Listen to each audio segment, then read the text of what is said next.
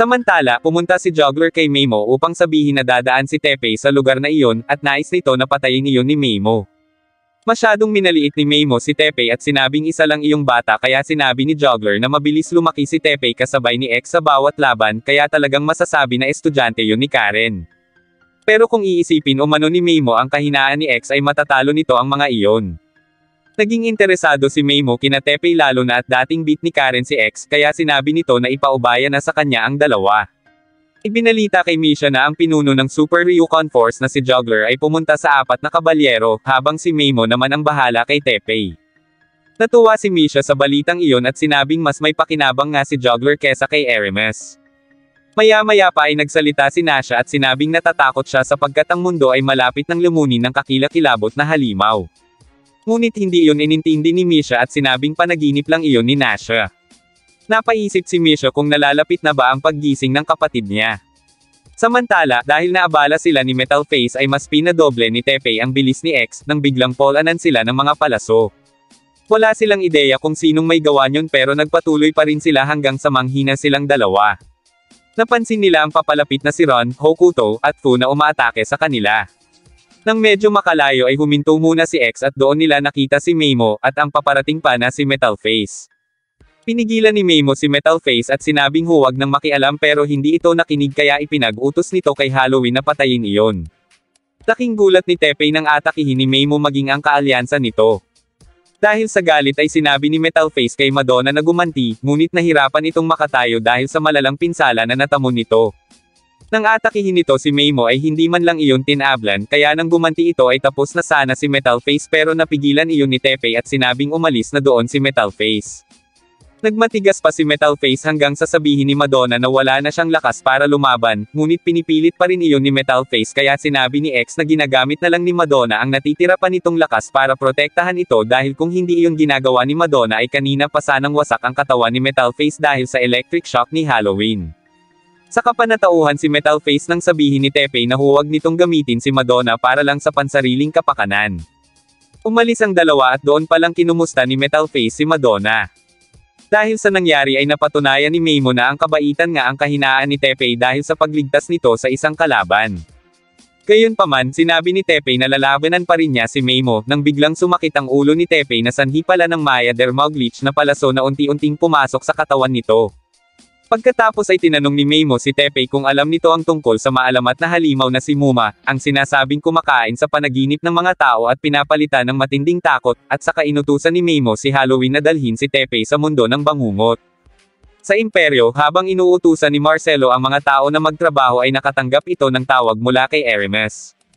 Kinumusta nito ang capsule na ipinapabigay kay Takamiya, ngunit dahil ang alam ni Marcelo ay patay na si Takamiya ay nag-alibay na lang ito at sinabing puspusan pa rin ang pagre-research ng scientist. Bago matapos ang tawag ay sinabi ni Aramis na kung may masamang mangyayari kay Takamiya ay mananagot si Marcelo. Nagpakakampante na lang si Marcelo at sinabing hanggat hindi lumalabas ang totoo ay ligtas pa siya. Samantala, nagising si Teppei sa lugar na hindi niya alam at nakita niya ang isang mabangis na halimaw pero hindi siya nagpasindak at sinabing isa lang iyong ilusyon. Ngunit tumalsik siya nang atakihin siya nito at isang boses ang nagsabing hindi lang ilusyon ang nakikita ni Teppei dahil nasa ilalim siya ng Final Dermaglich at nasa mundo siya ng imahe. Tulad din umano yun ng normal na panaginip pero ang resulta ay kahit na hindi nasusugatan ang katawan ni Teppei, ang sakit at takot na nararamdaman nito ang siyang sisira sa mga ugat nito. Dagdag pa nito na nang unang makita ni Teppei ang ilusyon na inatake siya ng 4 na kabalyero, ang takot na nasa isip ni Teppei ay bumigla na sa utak niya, at mas lumalala pa iyon ngayon. Kapag umabot na sa limitasyon, si Teppei rin ang sisira sa sarili nitong utak. Kaya kung nais umanong makaalis ni Teppei sa bangungot na iyon ay kailangan nitong talunin ang kalaban. Doon hinarap ni Teppei ang halimaw gamit ang Messiah Fist. Pumagsak iyon at inakala niyang tapos na ngunit muli iyong nabuhay bagay na ikinagulat ni Teppei. Iniisip ni Memo na talo na si Teppei ng Dark Inferno sapagkat wala pa sino man ang nakakatakas mula doon. Patuloy na nakipaglaban si Teppei sa halimaw na muling nabubuhay kahit paanong gawin niya. Napansin niya na mas lumalakas pa ito tuwing nabubuhay muli. Nang marinig ni X ang sigaw ni Teppei, sinabi ni Memo na hindi pa iyon ang katapusan nito dahil mangyayari pa lang ang panghuling bangungot. Dahil sa nalaman ay ililigtas sana ni X si Teppei ngunit pinigilan siya ni Memo at sinabing panoorin niya lang ang katapusan ng donor niya. Para kay Metal Face, kung wala si X ay wala talagang binatbat si Teppei kay Meimo. Nakatanggap si Jetem ng signal mula kay X na humihingi ng tulong, ngunit sinabi ni Fu na kung natalo nga ang dalawa ay hindi na kwalipikado ang mga iyon na lumaban sa Machine Empire kaya hahayaan na lang nila ang mga ito. Ganon din ang naging desisyon ni Hokuto at Max kaya ipinarating na lang nila kina X na magkita-kita na lang sila sa area. Patuloy na nakipaglaban si Teppei sa halimaw at sinabing hindi siya papayag na mamatay sa ganong klase ng lugar. Gamit ang Messiah Fist ay muli niyang inatake ang kalaban hanggang sa naglaho iyon, ngunit laking gulat niya nang makita at malaman na anino niya ang kalaban niya. Sa pagtaas ng takot ni Teppei ay ang paglakas ng kanyang anino, at ang kahinaan niya ay ang kabaitan niya. Hindi niya magawang magalit sa kanyang kalaban kaya hindi niya matalo ang kanyang sarili. Dahil doon ay dalawa lang ang pagpipilian ni Teppei, ang mapatay ng kanyang anino o makipaglaban sa kanyang anino habang buhay. Iyon ang tinatawag na panghuling bangungot. Sa Kamui Island, naalala ni Karen si Teppei nang makita nito ang tinatawag na dahon ng araw na lumalabas lang tuwing 5 o 6 na taon sa isla. Pinaniniwala ang may himalang mangyayari sa Kamui Island kapag lumitaw na ang ganong dahon. Maya-maya pa ay nakarating na si Shadow sa isla at ibinalita kay Karen ang nangyari. Natutuwa si Karen sa pagbabalik nito ngunit masamang balita ang hatid ni Shadow. Nang malaman ni Karen na nasa panganib sina Teppei at X ay hiniling nito na sana ay maaabyutan niyang buhay ang mga iyon sa pagdating niya doon dahil gagawin niya ang lahat upang mahanap ang napakalaking liwanag na tatalo kay Raphael. Maya-maya pa ay biglang yumanig kaya agad na pinapasok ni Karen ang mga alaga nila.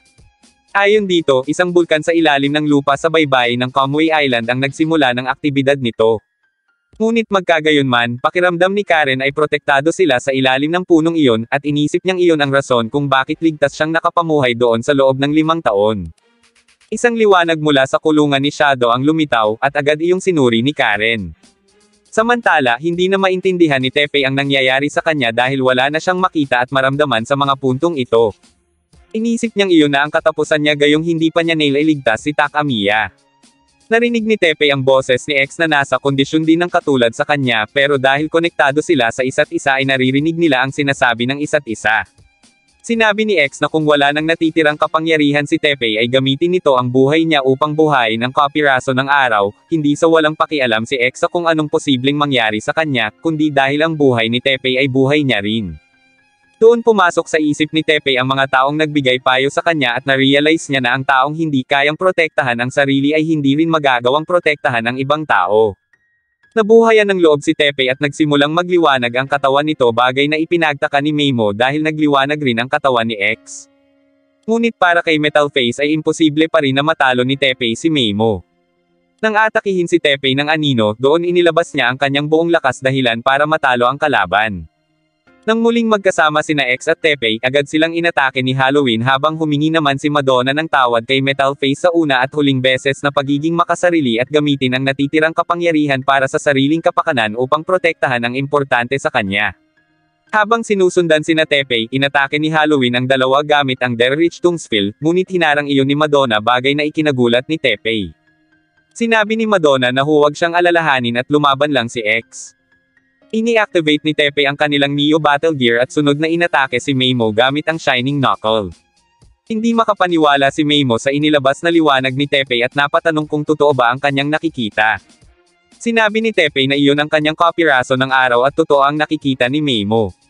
Pagkatapos kay Meimo ay nilapitan nila si Madonna at sinabing dadalhin nila ito sa Master Doc na si Hokuto.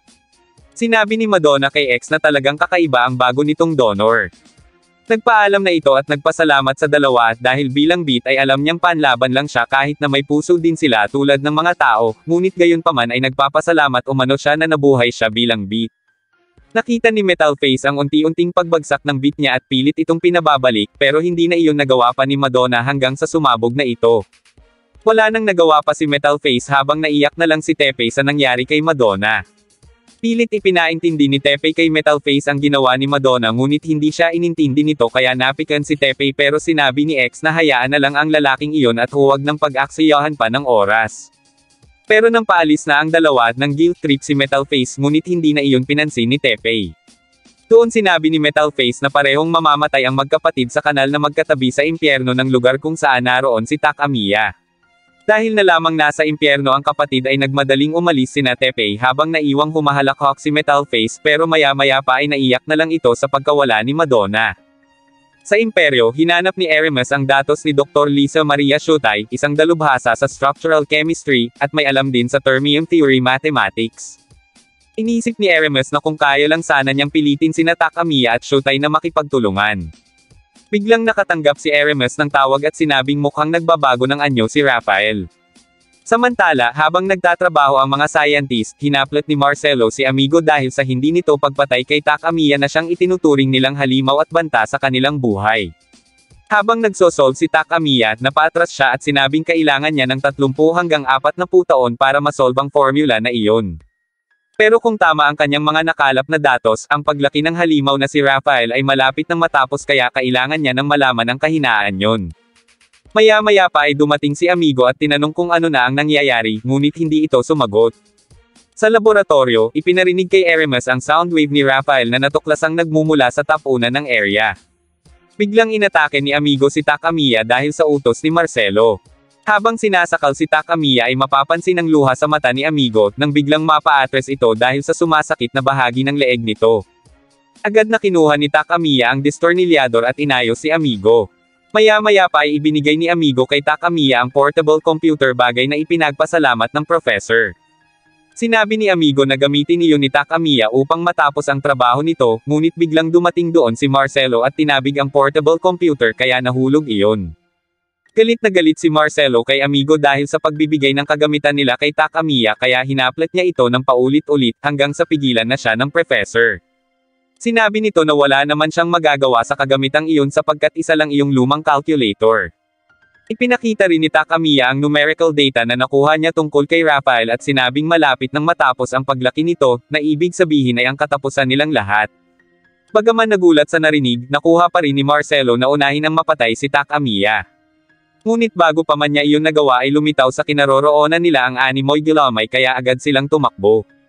Doon naalala ni Marcelo ang capsule na ipinabibigay ni Aramis kay Takamiya, at nagulat ang professor nang malamang itinapon iyon ni Marcelo. Muling yuminig ng malakas at narinig sa laboratorio ang sound wave ni Raphael.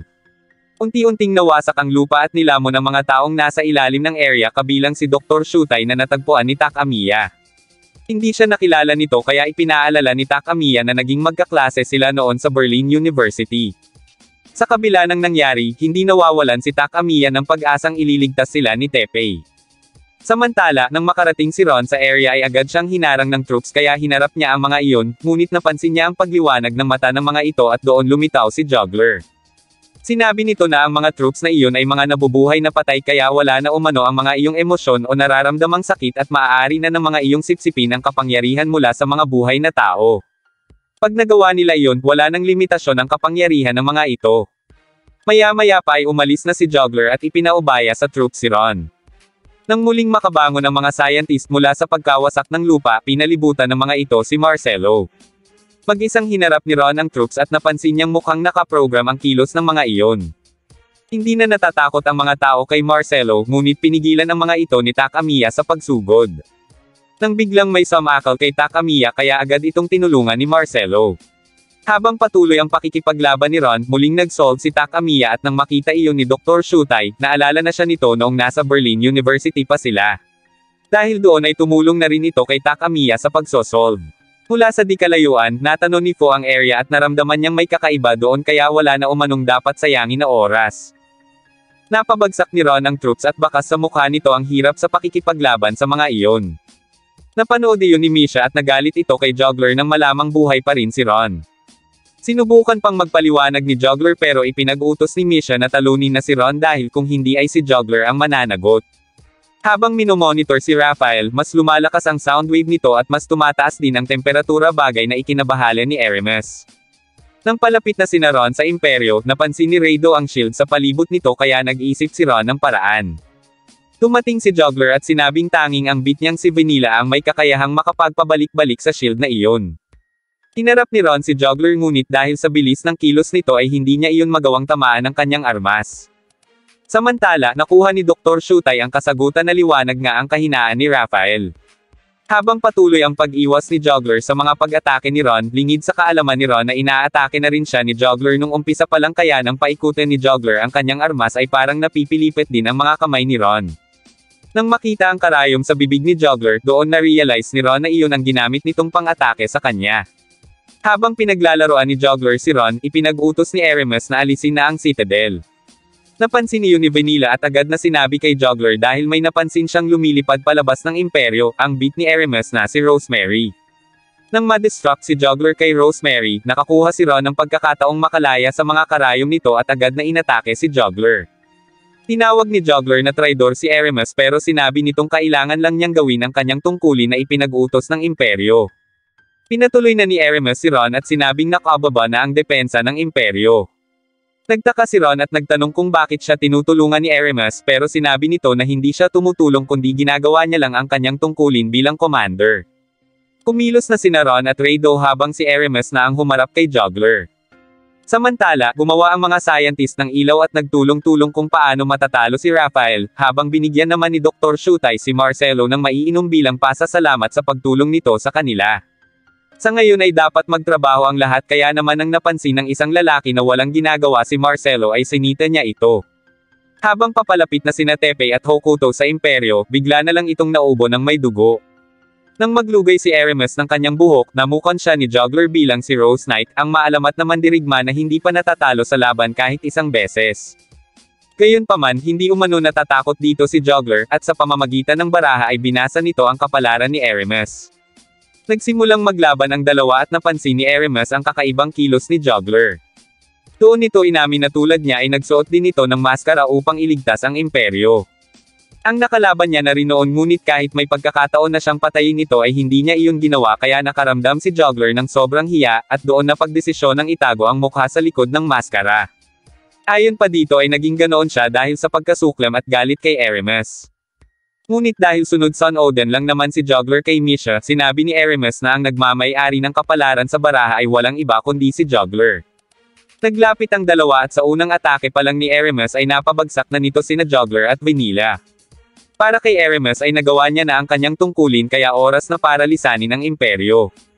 Galit na galit si Misha sa kanyang nakita at sa pagtraidor umano ni Aramis sa kanya. Nang ibalitang nakapasok na sa tore si Ron ay agad na ipinag-utos ni Misha na patayin ito. Tumunog ang alarm at kumilos ang depensa ng imperyo. Samantala, sa impyerno, muling lumitaw ang bahagi ni Raphael, ngunit hindi tumalab doon ang malaking liwanag na ginawa nila dahil sa bilis ng paglaki ng halimaw, kaya hindi iyon ang liwanag na kinatatakutan nito. Napaatras na lang sina Takamiya at Dr. Shutay dahil sa pagkabitak ng lupa sanhi ng patuloy na lumalaking halimaw. Sa isla, patuloy ang paghahanap ni Karen sa bola ng liwanag, habang papalapit na sina Teppei sa tore ng imperyo. Sa pamamagitan ni Max, dumaan sila sa ilalim ng lupa papunta sa imperyo. Sa wakas ay natuklasan na ni Karen ang kanyang hinahanap, ang bola ng liwanag. Samantala, halos mawalan na ng pag-asa si Takamiya na malulutas nila ang kasagutan sapagkat sa kasong iyon ay kailangan nila ng mas malaking computer na tanging sa tore matatagpuan. Nang subukang kuhanin ni Karen ang kristal, tumalsik ito dahil sa lakas ng puwersa ng liwanag nito. Muntik pa siyang mahulog pero tinulungan siya ni Metal Face. Tinanong nito kung para saan ang liwanag na iyon at binanggit ang kilala umano nito na nagliliwanag ng ganoon. Inisip ni Karen na si Teppei ang tinutukoy nito. Tumapit si Metal Face sa kristal at sinabi kay Karen na huwag mag-alala dahil oras na masira ang cyberlance niya ay tapos na ang papel niya sa imperyo. Pasalamat na lang siya at hindi napalitan ng makina ang puso niya. Lakas loob na kinuha ni Metal Face ang kristal at tiniis ang matinding sakit. Pagkatapos ay lumapit siya kay Karen para ibigay ang capsule na naglalaman ng kristal. Sinabi ni Metal Face na magmadali si Karen dahil naghihintay si Teppei sa imperyo. Bago bawian ang buhay ay pangalan ni Madonna ang huling nasabi nito, at masaya siya sa muli nilang pagkikita. Nanumbalik sa normal ang katawan ni Metal Face, at sa pagsasakripisyo nito ng buhay para makuha ang kristal ay nangako si Karen na hahanapin si Teppei. Unti-unting nasira ang lugar hanggang sa tuluyan ng lumubog ang isla. Umalis na sina Karen upang pumunta sa area. Samantala, nang makarating sina Teppei sa impyerno, hindi na nagawa pang kumilos ni Hokuto kaya sinabi nito na hanapin na ni Teppei si Takamiya bago pa mahuli ang lahat. Pero dahil sa kondisyon ni Hokuto ay hindi ito maiwan ni Teppei. Doon sinabi ni Hokuto na wala lang iyon dahil mula pagkabata na naman ang sakit na iyon kaya wala umanong dapat ipag-alala si Teppei. Nung una ay nag-alinlangan pa si Teppei pero dahil tungkulin niyang mailigtas ang kapatid ay ipinaubaya na lang niya si Hokuto kay Max. Sa pag-alis ni Teppei ay nangako ito na babalikan niya si Hokuto. Nang suriin ni Max ang kondisyon ng donor niya, lumabas sa resulta na infected na ang katawan nito dahil sa radiation kaya ang thyroid glands at ibang organ ni Hokuto ay hindi na gumagana. Puno ng peklat ang likod nito dahil matagal na iyong nalantad sa radiation hanggang sa mawala na ito ng malay. Habang walang malay ay bumalik sa alaala ni Hokuto ang panahong ginigising siya ng kanyang ina upang tumulong sa klinik kasama ang kanyang kuya na si Sub-Aro at kanilang ama. Inutusan siya ng kanilang ina na dalhin ang mga karayom at aspirin mula sa bodega sa likod ng bahay nila. Nang makuha niya ang mga iyon, hindi pa man siya nakakalabas ay nakarinig siya ng malakas na pagsabog sa di kalayuan. Maging siya ay naapektuhan ng pagsabog na iyon. Nang makalabas, nakita niya ang gamit ng kanyang ina at agad niya iyong hinanap ngunit wala na iyong buhay. Agad siyang tumakbo papunta sa klinik upang ipaalam sa kanyang ama at kuya ang tungkol sa nangyari. Ngunit maging ang klinik ay naglaho na kaya inisip niyang doon siguro tumama ang bomba. Nang maramdaman ang humila sa paa niya, nag-react din ang katawan niya sa kasalukuyan at delikado na ang sitwasyon niya ayon kay Max. Kasabay ng pagkahulog sa kawalan ng batang Hokuto ang pagkawala ng heartbeat niya sa kasalukuyan. Nakita niya si Nasha at sinabi sa kanyang oras na para gumising at saka inabot ang kanyang kamay. Hiniling ni Nasha na magtiwala siya dahil bilang isa sa 4 na kabalyero, may mga gawain pa siyang dapat tapusin. Doon naisip ni Hokuto na dapat mabawasan ang paghihirap na kinakaharap ng mga tao sa mundo, at iyon ang rason kung bakit naging isa siya sa 4 na kabalyero. Pero bago tanggapin ni Hokuto ang kamay ni Nasha, tinanong nito kung Diyos ba o demonyo si Raphael. Sinabi ni Nasha na siya mismo ang dapat makasagot sa tanong niyang iyon kaya naman inabot niya ang kamay ni Nasha at sinabing hindi pa siya handang mamatay. Doon muling nagkamalay si Hokuto at laman pa rin ang isip niya ang kanyang alaala ng pagkabata. Na-realize niya na nakaligtas siya noon sa pagsabog ng bomba dahil nakatadhana siyang maging kawal. Ngunit walang gamot para sa sakit na iyon ni Hokuto. Wala kahit sa imperyo o kahit papagsama-samahin ng lahat ang kaalaman ng mga ito ay wala kahit isa ang makakaalam ng sakit ni Hokuto o ang panloob na gawain ng katawan nito. At dahil ulila ng lubos si Hokuto ay wala na itong ibang matatawag na pamilya bukod kay Max. Ngunit mahalaga ngayon na isipin nila ang mga agarang panganib sa halip na lisanin ang mundong ito. Maya-maya pa ay may na-detect si Max na papalapit sa kanila. Si Raphael, ang huling bit na ginawa ng imperyo. Bago umano matapos ang buhay ni Hokuto, kailangan niya munang tapusin ang halimaw na iyon kahit na anong mangyari. Sa muling pag-atake ni Raphael ay kasabay niyon ang pagbagsak ni Dr. Shutai sa lupa. Agad itong nilapitan ni Takamiya na napatanong na lang kung iyon na ba ang katapusan nila, nang biglang mapansin ni Dr. Shutai ang liwanag na palapit sa kanila. Sa wakas ay nakarating na doon si Teppei. Hindi na ito nag-aksaya pa ng oras at gamit ang Shining Knuckle ay agad nitong inatake si Raphael, ngunit hindi iyon tumalab sa halimaw.